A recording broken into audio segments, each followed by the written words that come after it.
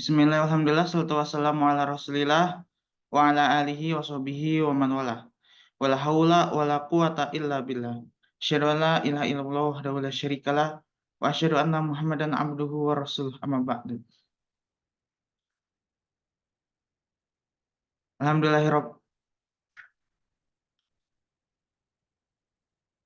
Alhamdulillahirabbil alamin. Ya, mohon maaf sebelumnya saya matikan kamera terlebih dahulu karena ada gangguan jaringan. Seperti biasa, kita di hari Sabtu pekan kedua kita melaksanakan kajian rutin bersama Nyantren dengan pembahasan kitab Ta'zimul Ilmi karya Syekh Al-Utsaimin hafizahullahu taala. Dan untuk muqarri pada malam hari ini yaitu Al-Akh Abdullah Farid. Dan seperti biasa untuk kajian ini dibahas bersama oleh guru kita Al-Ustadz Noftriadi hafizahullahu taala. Ana selaku MC selanjutnya menyerahkan kepada Al-Ustadz Noftriadi hafizahullahu taala. Kepada Al-Ustadz dipersilakan.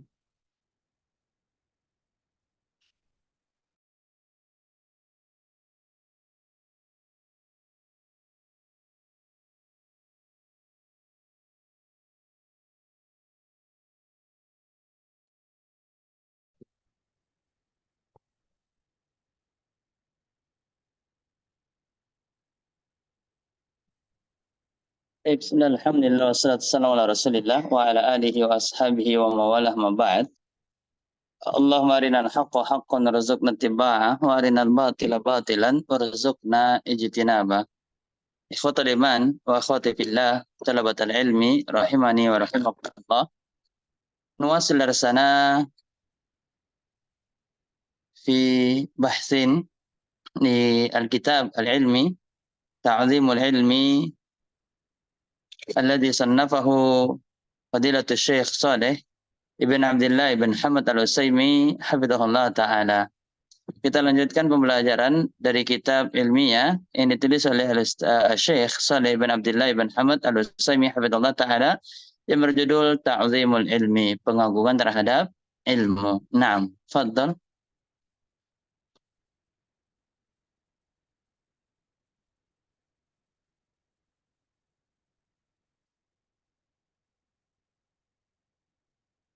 Silahkan qari, iqra bab ba'da. Suarana.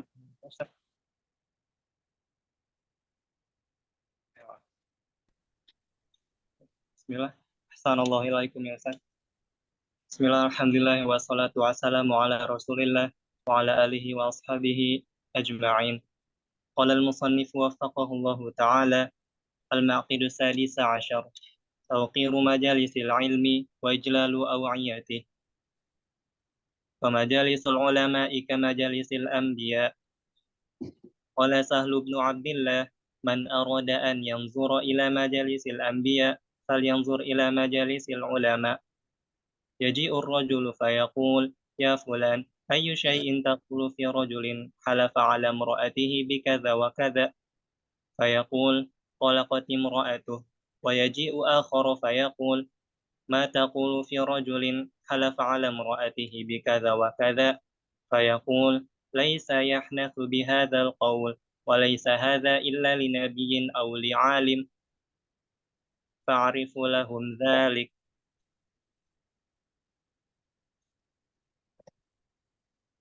وقد كمالك إذا أراد أن يحدث توضأ وجلس على صدر فراشه وسرح لحيته وتمكن من جلوسه بوقار وهيبة ثم حدث.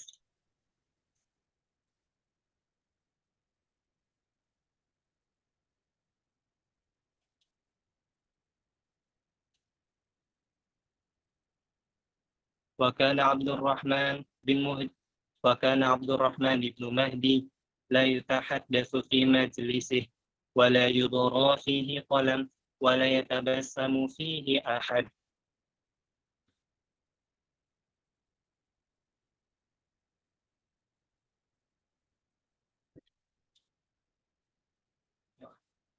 وكان وكان وكيع بن الجراح وكان وكيع بن الجراح في مجلسه كأنهم في صلاة.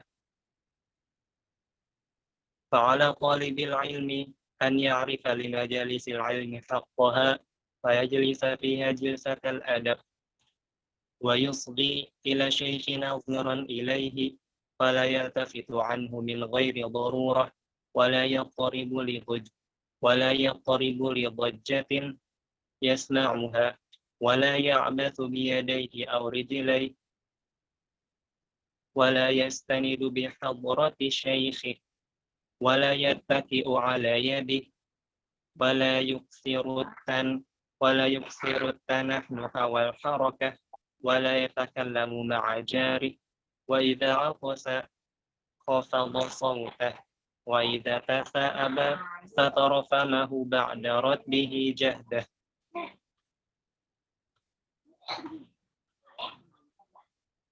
وينضم إلى توقير مجالس العلم إجلال أوعيته التي يحفظ فيها وعمادها الكتب فاللائق بطالب العلم صون كتابه وحفظه وإجلاله والاعتناء به فلا يجعله صندوقا يحشوه بودائعه ولا يجعله بوقا وإذا وضعه بلطف وعناية. رمى إسحاق بن راهويه يوما بكتاب كان في يديه فرآه أبو عبد الله أحمد بن حنبل فغضب وقال أهكذا يفعل بكلام الأبرار ولا يتكئ على الكتاب ولا يضعه عند قدميه وإذا كان يقرأ فيه على شيخ رفعه عن الأرض وحمله بيديه. Alhamdulillah wassalatu wassalamu ala Rasulillah wa ala alihi wa ashabihi wa mawalah ma ba'd. Al-Ma'aqid as-sadis asyar, poin yang ke-16. Adab yang ke-16 di dalam pengagungan ilmu adalah tauqiru majalisil ilmi wa ijlali aw'iyatih. Yaitu adalah pengagungan kepada majalis al-ilm, yaitu tempat-tempat pembahasan ilmu dan tempat-tempat penyimpanan ilmu. Ya. Ketika kita berada di tempat-tempat pembahasan ilmu, majalisul ilmi, hendaknya kita memuliakan, ya, dan mengagungkan tempat penyimpanan ilmu. Ya, tempat penyimpanan ilmu adalah buku. Tempat pembahasan ilmu adalah majelis ta'lim. Ya. Jadi tempat-tempat pembahasan ilmu yaitu majelis ta'lim, entah itu diadakan di rumah atau di masjid atau sekarang ini kita mengadakannya via online, ini adalah termasuk daripada majalisul ilmi. Wa ijlalu aw'iyati, ya, dan juga pengagungan terhadap tempat penyimpanan ilmu. Ya, dan tempat penyimpanan ilmu itu adalah kitab. Karena di dalamnya dituliskan firman Allah, di dalamnya dituliskan sabda Rasulullah SAW, dan di dalamnya juga dituliskan perkataan ulama soleh, ya, dan itu merupakan pewarisnya para nabi. Kenapa kita memuliakan dan mengagungkan majlisul ilmi, tempat pembahasan ilmu? Karena ini adalah layaknya majelis majelis para anbiya. Man arada yanzur ila majalisil anbiya falyanzur ila majalisil ulama. Qala Sahal bin Abdullah, dikutip oleh Syekh Saleh ibn Abdullah ibn Hamad al-Utsaimin hafizallahu taala, perkataan Sahal bin Abdullah rahimahullah taala, siapa yang ingin melihat, ya, tempat para nabi, maka hendaknya dia melihat tempatnya para ulama. Ya, tempat para nabi, kalau dia ingin melihat, maka lihatlah tempatnya para ulama. Dan tempat para ulama itu adalah majlisul ilmi, tempat yang membahas tentang masalah firman Allah Subhanahu wa taala dan sabda Nabi Muhammad sallallahu alaihi wasallam, qala Allah wa qala Rasul sallallahu alaihi wasallam. Maka inilah, ya, termaksud daripada majlisul Anbiya, ya, majalisul ilmi. Kenapa kita memuliakan atau mengagungkan tempat-tempat pembahasan ilmu? Karena itulah tempatnya para nabi. Di situ kita akan membahas hukum-hukum Islam, ya, fatwa-fatwa, sumber-sumber hukum Islam yang ada di dalam Al-Quran, kita membahas di dalamnya. Maka tentu ini adalah merupakan adab yang harus diperhatikan oleh para penuntut ilmu tatkala dia berada di majelis ilmu. Bagaimana keadaan para ulama dahulu ketika mereka berada di majelis ilmu, ya sebagaimana disebutkan oleh Imam Malik bin Anas, ya, rahimahullah taala, bahwasanya majelisnya para ulama ya terdapat di dalamnya khusyuk, ya, kekhusyuan, as-sakinah, kemudian ketenangan, kemudian al-wiqar, ya, yaitu pengagungan, pemuliaan. Kemudian bahkan Imam Malik rahimahullah taala ketika ingin menyampaikan ilmu tawaddu, sebelum dia menyampaikan ilmu dia berwudu, ya. Wa jalasa ala sadri firashi wa sarraha lihyati wa tamakkana min julusi biwiqar wa haibah. Kemudian ketika beliau duduk di tempat duduknya menyampaikan ilmu, beliau duduk dalam keadaan berwibawa, ya, dalam keadaan wiqar wa haibah, dalam penuh wibawa dan marwah, ya. Baru setelah beliau berwudu, kemudian duduk dalam keadaan tenang dan berwibawa, baru setelah itu beliau menyampaikan ilmu. Nah, lihatlah para ulama dahulu bagaimana mereka memuliakan majelis ilmu, sampai sebelum mereka menyampaikan ilmu pun mereka berwudu, ya, berwudu untuk menjaga kesucian hati mereka dalam rangka memuliakan dan mengagungkan ilmu, ya. Kemudian Abdurrahman bin Mahdi, ya, berkata la yutahaddas fi majlisi, ya, tidak ada orang yang berbicara di dalam majelisnya, wala yubara fihi qalam, dan juga tidak ada yang meraut pensilnya, wala yatabassam, ya, dan tidak ada seorang pun yang tersenyum di dalam majelis tersebut. Artinya bukan berarti tidak diperbolehkan kita senyum, tidak diperbolehkan kita senyum, tabassum. Kalau memang ada hal yang di situ dibutuhkan untuk kita senyum, maka diperbolehkan. Tetapi ini menunjukkan kenapa tidak ada satupun orang yang tersenyum, menunjukkan bahwasanya mereka, para penuntut ilmu yang hadir di dalam majelis ilmu tersebut, mereka mendengar dengan fokus, serius, ya, karena yang mereka akan dengarkan ini adalah perkataan, sebaik-baik perkataan.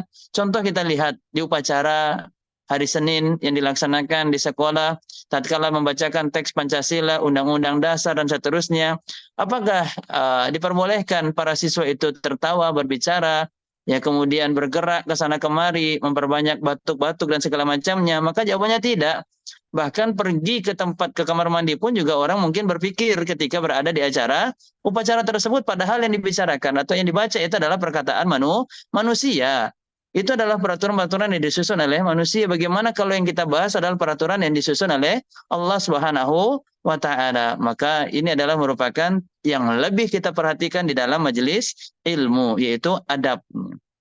Bukan berarti majelis ini adalah majelis kaku, majelis ekstrim sehingga tidak diperbolehkan. Tidak, bukan tidak diperbolehkan. Bedakan tidak ada yang tertawa dengan tidak diperbolehkannya tertawa, ya. Atau tidak adanya yang tersenyum dengan tidak diperbolehkannya tersenyum. Tersenyum boleh, ya, ketika kita menyapa saudara kita di awal bertemu ataupun nanti hendak berpisah, kemudian kita memberikan senyuman dan menebarkan salam, maka itu adalah pada tempatnya. Adapun jika di dalam majelis ilmu, maka kita para penuntut ilmu hendaknya mendengarkan dengan adab, dengan serius, berupaya untuk memahami. Orang biasanya kalau hadir di dalam majelis ilmu, kemudian dia berupaya untuk memahami apa yang disampaikan oleh gurunya, biasanya sulit bagi dia untuk bisa tersenyum.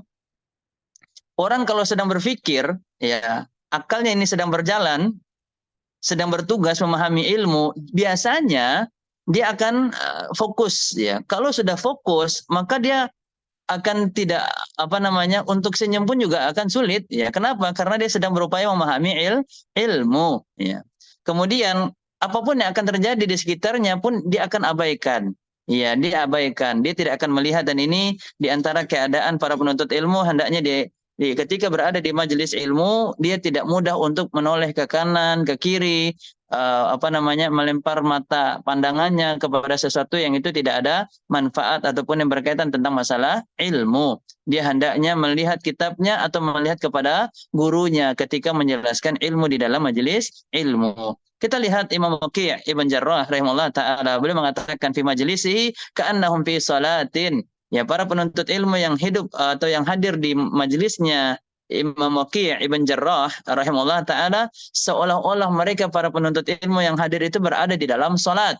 Fi salatin. Ya, apakah ada orang yang salat itu memperbanyak gerakannya? Pasti dia akan berpikir, Ya, ini adalah merupakan sesuatu yang dapat membatalkan salatnya jika dia melakukan gerakan lebih daripada 3 kali sebagian pendapat para ulama fikih. Ya. Dan itu tanpa adanya hajat.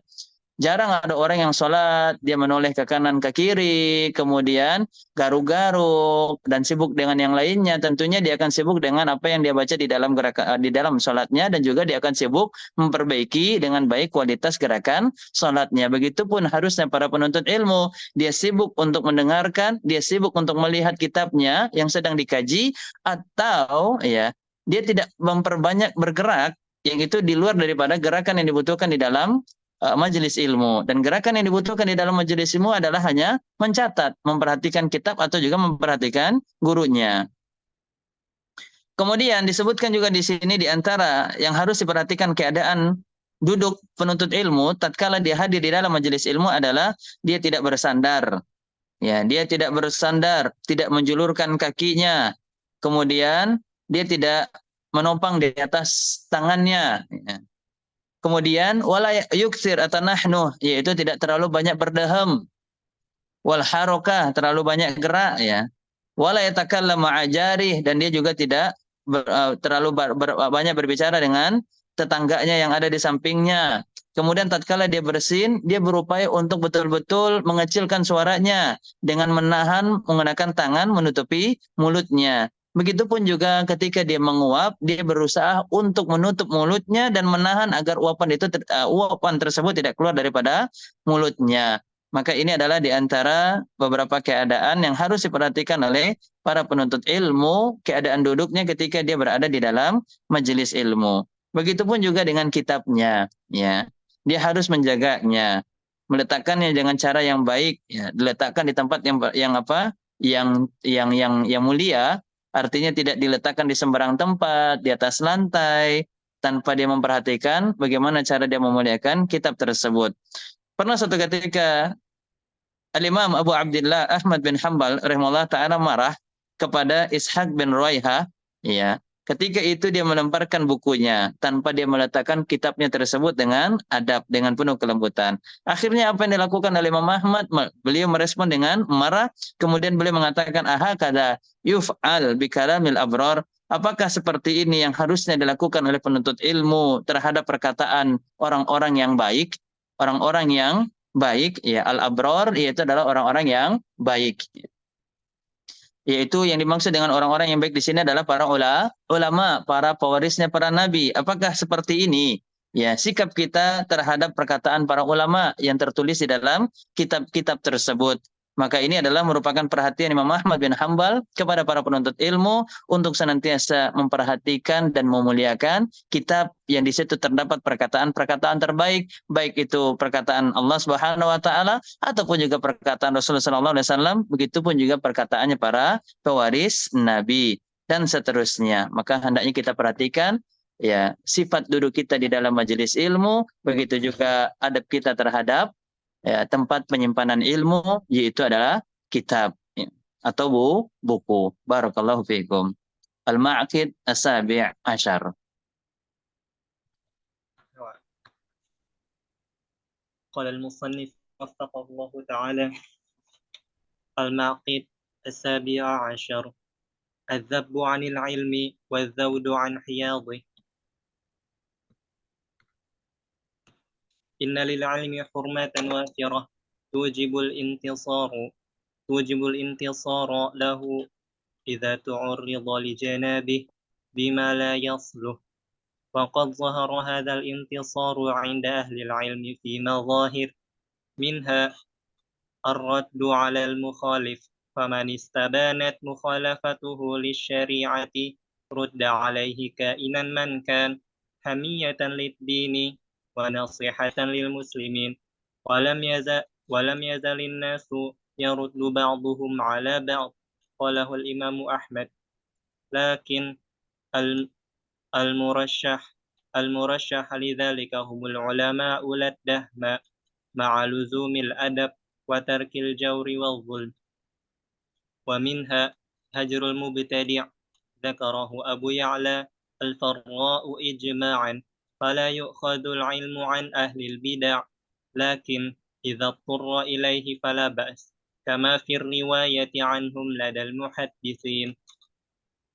وفي ذلك يقول شيخ الإسلام ابن تيمية الحفيد مقررا أصلا كبيرا تعظم الحاجة إليه في أزمنة الجاهلية والفتن، فإذا تعذر إقامة الواجبات من العلم والجهاد وغير ذلك إلا بمن فيه بدعة مضرتها دون مضرة ذلك الواجب، كان تحصيل مصلحة الواجب مع مفسدة مرجوحة خيرا من العكس. ومنها زجر المتعلم إذا تعدى في بحثه أو ظهر منه لدد أو سوء أدب. كان عبد الرحمن بن مهدي إن تحدث أحد في مجلسه أو بري قلم صاح ولبس عليه ودخل. وكان وكيع إذا أنكر من أمر جلسائه شيئا انتعل ودخل. وشوهد هذا مرارا من شيوخنا محمد بن إبراهيم آل الشيخ، فكم مرة رؤي منصرفا لما سمع طالبا يتشدق في مقاله فأخذ عليه وانصرف.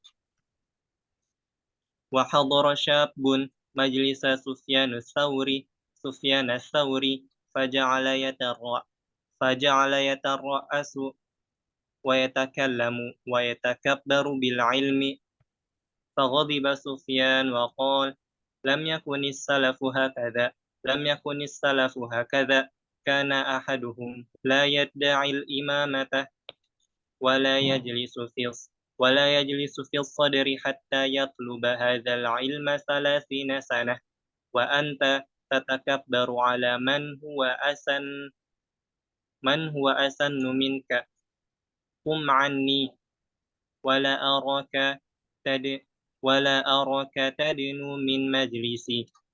وكان يقول: إذا رأيت الشاب يتكلم عند المشايخ وإن كان قد بلغ من العلم مبلغ فآيش من خيره، فإنه قليل الحياء. وإن احتاج المعلم إلى إخراج المتعلم من مجلسه زجرا له فليفعل، كما فعل سفيان وكما كان يفعله شعبة مع عفان بن مسلم في درسه.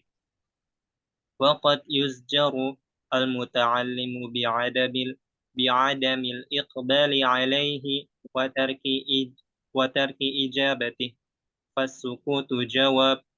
قاله الأعمش. ورأينا هذا كثيرا من جماعة من الشيوخ منهم العلامة ابن باز، فربما سأله سائل عما لا ينفعه فترك الشيخ إجابته وأمر القارئ أن يواصل قراءته أو أجابه بخلاف قصده. Alhamdulillah wassalatu wassalamu ala Rasulillah wa ala alihi wa ashabihi wa mawalah ma ba'd. Al-Maqid as-sabi' asyara. Prinsip yang ke-17 atau adab yang ke-17 daripada kitab Ta'zimul Ilmi, pengagungan terhadap ilmu, yaitu adalah azzabu 'anil ilmi wa zawd 'an hiyadih. Adanya pembelaan terhadap ilmu dan menjaga kemuliaannya. Adanya pembelaan terhadap ilmu dan menjaga kemuliaan ilmu. Ini adalah yang harus dilakukan oleh para penuntut ilmu terhadap ilmu yang telah dipelajari yang bersumber daripada sebaik-baik perkataan dan sebaik petunjuk, yaitu perkataan Allah dan perkataan Rasulullah SAW, serta sebaik-baik perkataan orang-orang soleh dari kalangan para sahabat, tabi'in dan juga tabi'in dan yang datang setelahnya. Maka Poin yang ke-17 ini penulis Syekh Shalih bin Abdullah bin Hamad Al-Utsaimin hafizallahu taala ingin mengingatkan kepada para penuntut ilmu bukan hanya mengambil faedah daripada ilmu yang telah dia pelajari, tetapi dia berupaya setelah mempelajari ilmu untuk membela ilmu tersebut dan menjaga serta mempertahankan kemuliaan ilmu. Ya, di antaranya apa itu? Ketika terjadi penyimpangan, maka hendaknya kita membantah. Ya, dan kita telah mengetahui mana yang hak, mana yang baik, mana yang benar.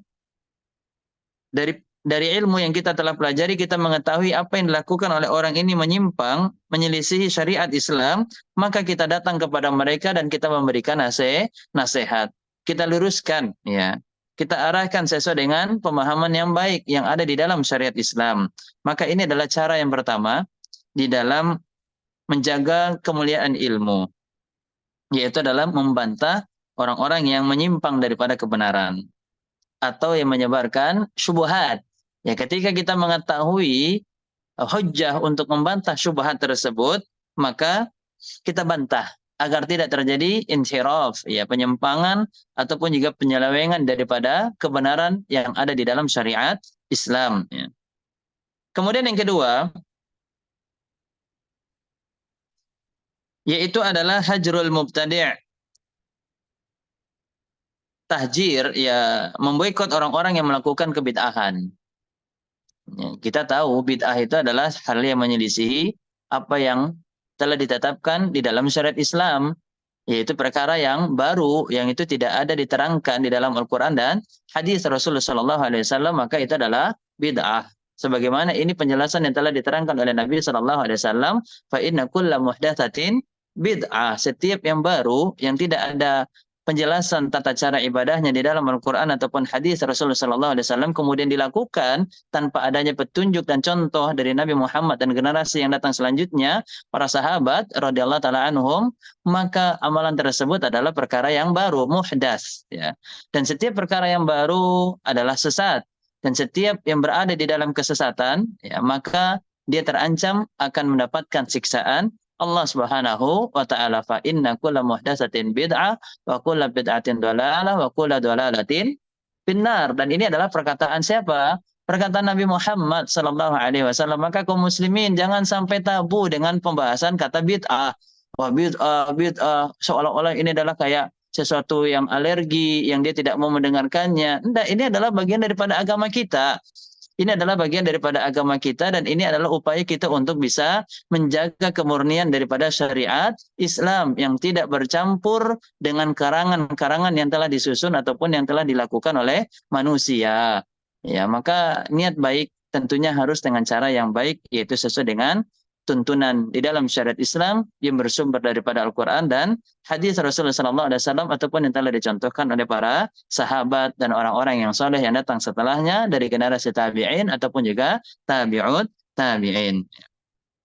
Kemudian, bagaimana kalau di sini dikutip oleh atau dibahas oleh Syekh Shalih ibn Abdullah ibn Hamad Al-Utsaimin hafizahullah taala, kalau sekiranya tidak ada lagi guru, ya, dan kecuali guru tersebut saja yang kita bisa mempelajari ilmunya, maka boleh kita mempelajari kalau memang itu adalah bukan ilmu-ilmu yang menyimpang, seperti ilmu bahasa Arab, seperti ilmu bacaan Al-Quran, ya, ilmu fikih, ya. Kalau memang itu adalah sumbernya terdapat di dalam Al-Quran dan hadis, ya, maka silahkan kita ambil ilmu darinya. Atau seperti ilmu waris. Ya, tidak ada lagi guru yang lebih menguasai di dalam ilmu waris, ilmu faraid, maka diperbolehkan kita mengambil ilmunya. Tetapi kalau jika ada ustadz yang lebih memahami tentang Al-Quran dan Sunnah, dan dia terjaga daripada perbuatan-perbuatan bid'ah, maka tentu mereka ahlul ilmi ini adalah yang lebih kita utamakan untuk kita ambil ilmunya. Apa perkataan daripada Ibnu Sirin? Inna hadzal ilma din fanzuru amman ta'khuduna dinakum. Sesungguhnya ilmu ini adalah perkara agama. Ilmu agama ini adalah merupakan bagian daripada agama. Maka perhatikanlah dari siapa kita mengambil ilmu agama. tentunya yang kita ambil yaitu adalah daripada para pewaris Nabi yang betul-betul berjuang dengan sungguh-sungguh untuk bisa menghidupkan dan mengajarkan sunnah-sunnah Nabi Muhammad sallallahu alaihi wasallam. Namanya saja pewaris Nabi, berarti yang diwariskan itu ilmu yang datang dari Nabi, bukan ilmu yang datang dari pribadi dia, dari logika dia, dari akal dia, dari hawa nafsu dia, atau daripada adat dan istiadat negeri dia. Tidak. Namanya pewaris Nabi, maka tentu dia hanya sifatnya apa? Mewariskan apa yang dia dapatkan dari Nabi sallallahu alaihi wasallam. Kemudian cara di dalam membela dan mempertahankan kemuliaan ilmu yang ketiga adalah memberikan peringatan keras kepada murid manakala melampaui batas di dalam pembahasan ilmu.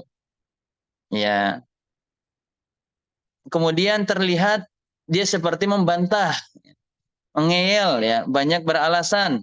Kemudian dia beradab dengan adab yang buruk. Maka bolehnya seorang guru memberikan peringatan yang keras. Ingat, peringatan keras itu bukan berarti melakukan kekerasan sehingga menyakiti secara fisik. Tidak. Peringatan keras di sini artinya adalah contoh, ya, memberikan teguran yang begitu tegas. Di antaranya mengeluarkan murid. Dia sibuk membantah gurunya. Baru sedikit diberikan penjelasan, dia memotong perkataan gurunya. Dia bertanya tentang perkara-perkara yang tidak bermanfaat atau di luar daripada tema. Ya. Dan ini banyak dilakukan oleh para ulama-ulama kita. Di antaranya juga disebutkan di sini oleh salah seorang guru dari penulis, yaitu Syekh Abdul Aziz bin Abdullah bin Baz rahimahullah ta'ala. Terkadang beliau mendiamkan si penanya jika pertanyaannya itu dirasa di luar tema atau tidak bermanfaat sama sekali, yang tidak seharusnya ditanyakan oleh para penuntut ilmu. Ya, yang tidak seharusnya ditanyakan oleh para penuntut ilmu. Maka maksud daripada peringatan keras di sini adalah pertama mengeluarkan murid daripada kelas, dan ini diperbolehkan. Maka jadi murid itu harus memiliki mental yang baik, yang siap untuk diubah oleh gurunya, siap untuk diajak di dalam kebaikan. Ya, sehingga jangan sampai boleh kita memberikan prasangka yang buruk kepada guru kita atas peringatan dan apa yang telah dilakukan oleh mereka kepada kita. Lihat apa niat mereka.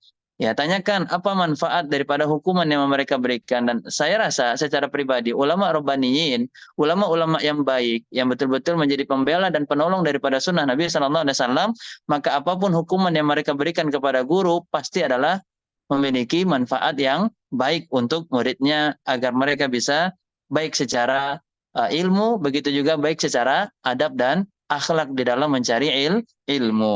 Maka berikan peringatan keras dalam bentuk meninggalkan mereka, mengeluarkan mereka dari kelas, atau mendiamkan mereka tatkala mereka bertanya. Dan ini banyak juga dilakukan oleh para ulama-ulama salaf terdahulu ketika mereka ya melihat bahwasanya banyak sesuatu yang terjadi mengganggu mereka di dalam menyampaikan ilmu, mengganggu kenyamanan mereka ya di dalam menyampaikan ilmu.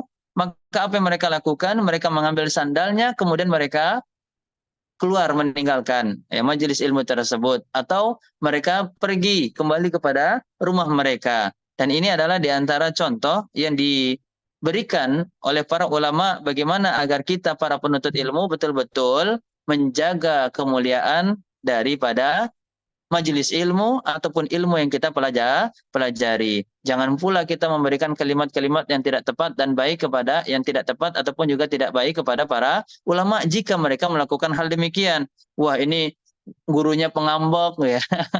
Ini adalah tentu merupakan kalimat yang tidak baik, statement yang tidak tepat, kurang beradab yang dikeluarkan dari lisan para penuntut ilmu. Maka dia harus berprasangka baik dari apa yang dilakukan oleh gurunya. Kalau memang ternyata terjadi kericuhan atau ketidaktenangan di dalam majelis ilmu, kemudian tiba-tiba guru kita pergi begitu saja tanpa kafaratul majelis, tanpa salam, kemudian tiba-tiba dia mengambil sandal dan meninggalkan kita, maka tentu para penuntut ilmu harus mengevaluasi bagaimana adab dia di dalam majelis ilmu tersebut. Bisa jadi karena tidak adanya pemuliaan dia terhadap majelis ilmu dan ilmu ini pelajari serta guru yang dia mengambil ilmunya darinya, maka itulah yang dilakukan oleh gurunya. Maka tentu ini dijadikan kejadian tersebut sebagai pelajaran, hikmah yang baik yang tidak terjadi kembali. Ya, jangan sampai kembali terjadi apa yang sudah terjadi dari teguran yang diberikan oleh gurunya. Maka ini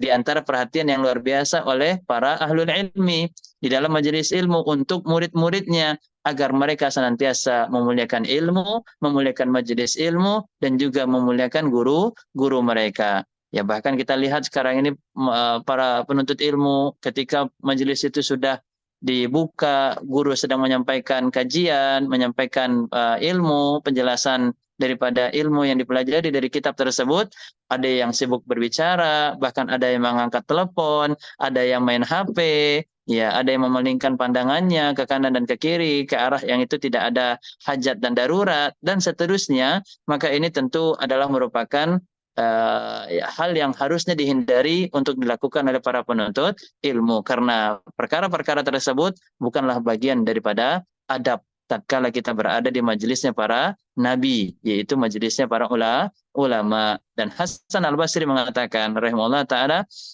ad-dunya kulluha zulmah. Dunia itu seluruhnya terdapat kegelapan.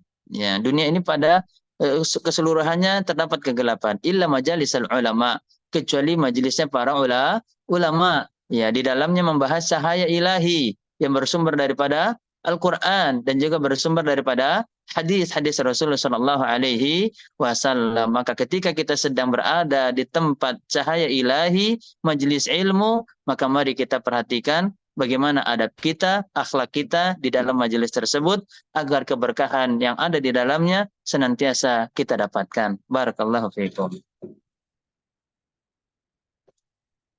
Naam. Al-Ma'qid As-Samin Asyara.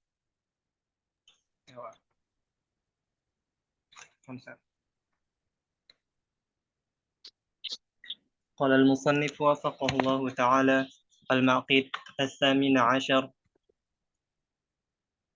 التحفظ في مسألة العالم فرارا من مسائل الشغل وحفظا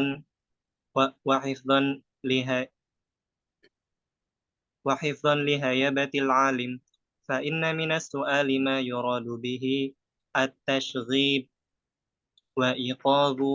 وإيقاظ الفتنة وإشاعة السوء.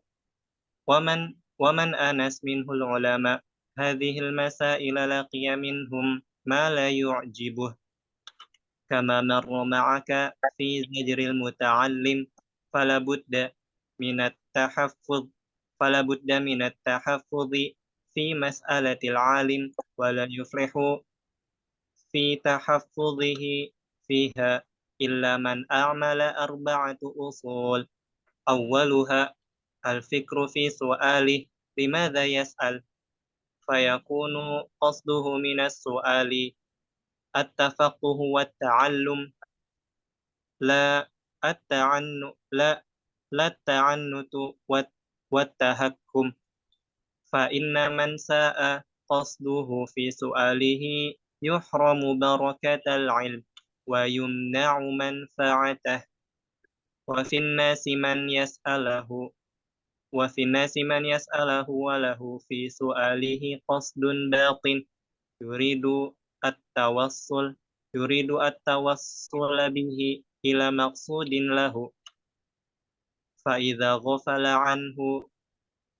غفل عنه المفتي وأفتاه بما يريد فرح به وأشاعه، وإذا تنبه إلى قصده حال بينه وبين مراده وزجره عن غيه.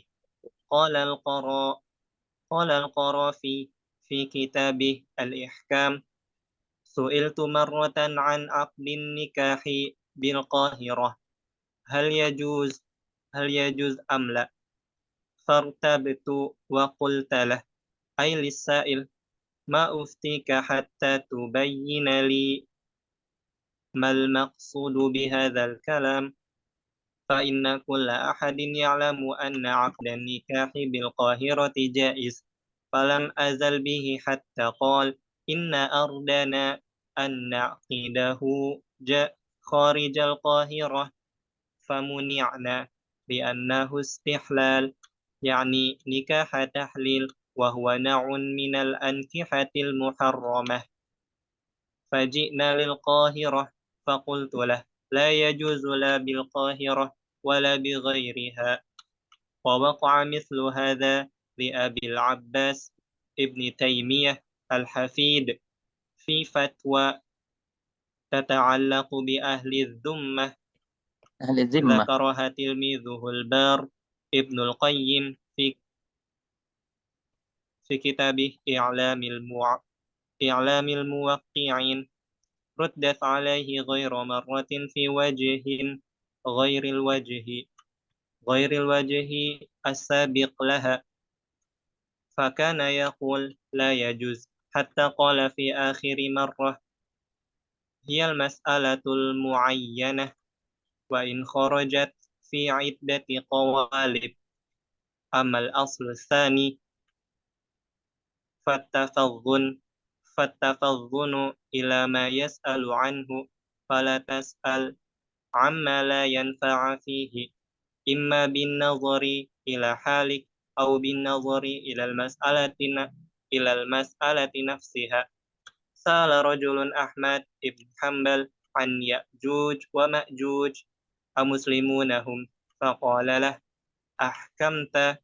أحكمت العلم حتى تسأل عن ذا، ومثله السؤال عما لم يقع أو ما لا يحدث به كل أحد، وإنما يخص به قوم دون قوم. أما الأصل الثالث فالانتباه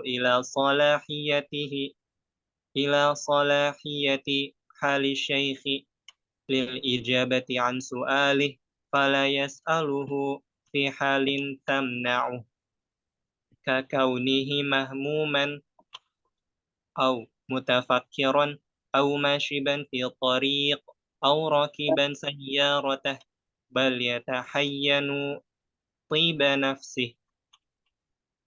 قال قتادة سألت أبا الطفيل مسألة فقال إن لكل مقام مقالا. وسأل رجل ابن المبارك عن حديث وهو يمشي فقال ليس هذا من توقير العلم. وكان عبد الرحمن ابن أبي ليلى يكره أن يسأل وهو يمشي. أما الأصل الرابع فتيقظ السائل إلى كيفية سؤاله بإخراجه في صورة حسنة متأدبة، فيقدم الدعاء للشيخ ويبجله في خطابه، ولا تكون مخاطبته له كمخاطبته أهل السوق وأخلاق العوام. قال جعفر بن أبي عثمان كنا عند يحيى بن معين فجاءه رجل مستعجل فقال يا أبا زكريا حدثني بشيء أذكرك به. فقال يحيى اذكرني، إنك سألتني أن أحدثك فلم أفعل. وإذا تأملت السؤالات الواردة على أهل العلم اليوم رأيت في كثير منها سلب التحفظ وسفسف الأدب، فترى من يسأل متهكئا أو يسأل محتقرا، يسألون عما لم يقع أو ما وقع ولا ينفع، لا يتخيرون وقت الإيراد المناسب، ولا يتلطفون في عرض المطالب، فسؤالاتهم مفاتيح الفتن وأسباب المحن، وويل لهم مما يصنعون. وما أحوج هؤلاء إلى ما قاله زيد بن أسلم لما سأله رجل عن شيء فخلط عليه، فقال زيد اذهب فتعلم كيف تسأل ثم تعال تسأل. ثم تع الفصل وكم هم المحتاجون اليوم إلى مثل مقالة زيد بن أسلم.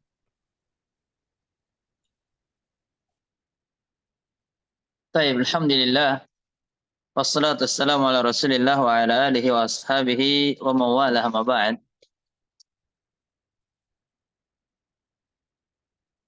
المعقد الثامن عشر التحفظ في مسألة العالم. Betul-betul memperhatikan serta berhati-hati tatkala bertanya kepada para ulama. At-tahaffuz, memperhatikan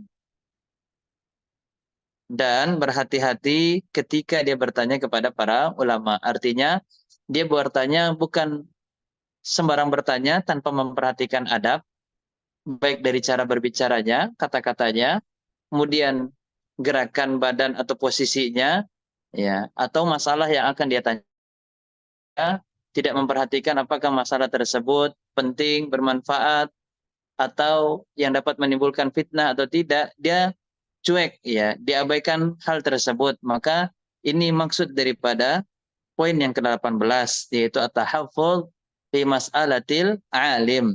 Betul-betul dia memperhatikan, ya, dia menjaga masalah yang akan dia tanyakan. Apakah ini layak untuk ditanyakan atau tidak? Ya, kemudian bahasa yang akan dia gunakan apakah sudah tepat dan baik, sudah sesuai dengan adab para penuntut ilmu atau tidak. Kemudian cara dia bertanya, posisi dia, ya, tempatnya, waktunya, keadaannya, apakah sudah diperhatikan ketika dia ingin bertanya pertanyaan tersebut kepada gurunya, ya. Maka ini maksud daripada pembahasan al-ma'aqid as-samin asyara, yaitu poin yang ke-18 yang dikutip oleh Syekh Saleh ibn Abdullah ibn Hamad al-Husaimi di dalam kitabnya ini, yaitu Ta'zimul Ilmi. Hal ini dilakukan untuk menghindari pertanyaan-pertanyaan yang bisa memicu kegaduhan, ya, serta dalam rangka menjaga wibawanya para ulama. Jangan sampai membuka perdebatan di antara para hadirin, ya, untuk mendebati para ulama. Kemudian pembahasan ini juga adalah merupakan perhatian terhadap sebab adanya pertanyaan-pertanyaan yang diajukan, ya. Jangan sampai memancing kerusuhan, huru-hara, ya, kemudian menyebarkan keburukan, atau untuk merendahkan para ulama, ya, tidak menjaga marwahnya para ulama. Kita tahu yang namanya ilmu ini kan tidak semua bidang ilmu agama ini diketahui oleh para ulama. Ada sebagian daripada mereka illa man rahima rabbuhum, ya, kecuali mereka betul-betul Allah berikan taufik, rahmat, ya, sehingga memiliki kelebihan dan bisa menguasai seluruh bidang daripada ilmu agama, kullul funun, ya. Tetapi ada sebagian yang mereka itu lemah di satu bagian seni daripada ilmu agama. Maka kita sengaja untuk menanyakan bagian yang ulama kita tersebut, guru kita tersebut lemah di dalam pembahasan tersebut, gunanya untuk mempermalukan dia di dalam majelisnya, merendahkan dia atas kekurangan yang dia miliki. Maka ini adalah bentuk ketidaksopanan, ya, termaksud daripada laisa min babi al-adab, tidak termaksud daripada bab adab para penuntut ilmu untuk bertanya guna merendahkan dan menjatuhkan daripada marwah gurunya. Maka dalam bertanya kepada para ulama, kita harus memperhatikan keadaan, adab-adab. Di antaranya adalah memikirkan alasan mengapa kita bertanya. Hendaknya tujuan bertanya adalah supaya paham, dan tujuannya adalah untuk belajar. Bukan dalam rangka mencari kesalahan dan ingin menyombongkan diri. Ya. Terkadang kita sudah tahu menguasai masalah tersebut, memahami masalah tersebut, tapi kita pura-pura bertanya. Tujuannya adalah nanti agar kita bisa menerangkan sehingga orang melihat kita memiliki keilmuan yang lebih daripada guru tersebut. Maka ini adalah niat yang salah, ingin membanggakan, menyombongkan dirinya di hadapan para ulama. Dan Nabi SAW melarang hal tersebut, sebagaimana ini dikutip oleh Al-Ustaz Yazid ibn Abdul Qadir Jawas hafizallahu ta'ala di dalam kitabnya Adab dan Akhlak Para Penuntut Ilmu. Ya, tidak sepantasnya dan sepatutnya para penuntut ilmu dia mencari ilmu untuk berbangga-bangga di hadapan para ulama. Ya, berbangga-bangga di dalam di hadapan para ulama artinya apa? Dia ingin membanggakan bahwasanya dia juga termasuk daripada orang yang saat ini memiliki ilmu. Ya, maka ini adalah merupakan niat yang salah, dan di akhir hadis Nabi Shallallahu Alaihi Wasallam an-nar fan-nar, maka dia adalah orang yang layak untuk dimasukkan dan dicampakkan ke dalam neraka. Maka tidak boleh kita niatnya untuk merendahkan ataupun ingin membanggakan ilmu kita di hadapan para ulama. Kemudian, ya, adab selanjutnya di dalam bertanya yaitu adalah memahami isi pertanyaan kita. Jangan kita bertanya yang itu menjadikan orang sulit untuk memahaminya. Khususnya guru kita. Jangan bertanya tentang sesuatu yang tidak bermanfaat. Perhatikan isi daripada pembahasan yang akan kita tanyakan. Apakah itu bermanfaat, bertambah keimanan kita dengan kita mengetahui jawabannya atau tidak? Bertambah rasa takut kita kepada Allah atau tidak? Ya, kalau kiranya dia bermanfaat, maka silahkan ditanyakan kepada guru kita. Namun kalau kiranya pertanyaan tersebut tidaklah bermanfaat, maka jangan ditanyakan. Sebagaimana di sini dikutip suatu pertanyaan yang pernah ditanyakan kepada Imam Ahmad bin Hanbal. Ketika itu ada yang bertanya tentang masalah Ya'jud dan Ma'jud, apakah mereka beragama Islam? Iya, apa manfaatnya kita mengetahui agama daripada Ya'jud dan Ma'jud? Sehingga dari sini kita diberikan pelajaran bahwasanya perhatikan bobot pertanyaan kita, apakah bermanfaat untuk kita dan orang-orang yang lain yang mendengarkan pertanyaan tersebut yang nanti dijawab oleh guru-guru kita ini, maka perhatikan apakah pertanyaan yang kita tanyakan bermanfaat atau tidak. Ya. Kemudian, ya, yang ketiga, ya, al-intibah ila salahiyati halli syekh lil ijabah an su'ali. Ya. Memperhatikan kondisi guru-guru kita tatkala kita bertanya. Jadi jangan kita paksakan keadaan di semua keadaan untuk kita sampaikan pertanyaan.